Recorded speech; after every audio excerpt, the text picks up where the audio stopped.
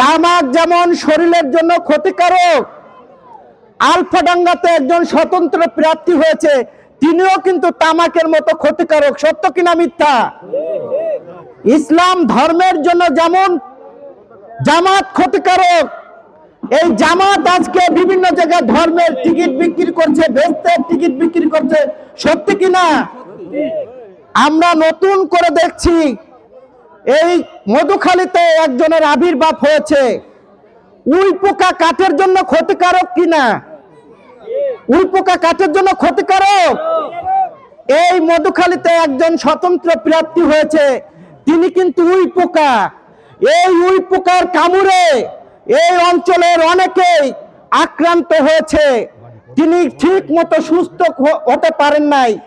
নাছির ভাইয়ের দৃষ্টি আকর্ষণ করছি, বিএনপি যদি আল্লাহর রহমতে ক্ষমতায় আসে, নাছির ভাই যদি এমপি হয়, এই যে উই পোকায় যারা আক্রান্ত হয়েছে এই মানুষগুলোর সুস্থ করার দায়িত্ব নাছির ভাইকে নিতে হবে।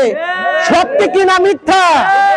এই উই পোকার যন্ত্রণায় বহু মানুষ কাতর হয়েছে, বহু মানুষ জমি হারা হয়েছে, বহু মানুষ বাড়ি হারা হয়েছে। এই যে লিয়াকত ভাই এখানে আছেন, তিনি হলো গাজনা সমবায় সমিতির বর্তমান সভাপতি, ঠিক কিনা?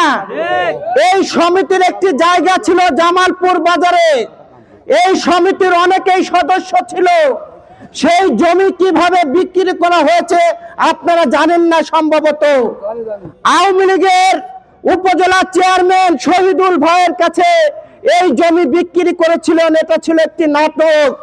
সেই ফিন্দি ফিকির করার পরে সেই শহীদুল ভাইয়ের কাছ থেকে আবার তারা জমি লিখে নিয়েছেন। এই অঞ্চলের এই জনপদের মানুষের কাছে আপনাদের সমস্ত আমলনামা আছে, যতই উন্নয়নের ছবক দেন কাজ হবে না। আওয়ামী লীগের শাড়ির তলে থেকে দুধ কলা মধু খেয়েছেন, 3 ভাই ফুলে ফুলে ফুলে ফেপে মোটা হয়েছেন, তাজা হয়েছেন, কিন্তু এই অঞ্চলের কোন মানুষ বুকে হাত দিয়ে বলতে পারবেন আপনাদের তারা উপকার করেছে? করেছে?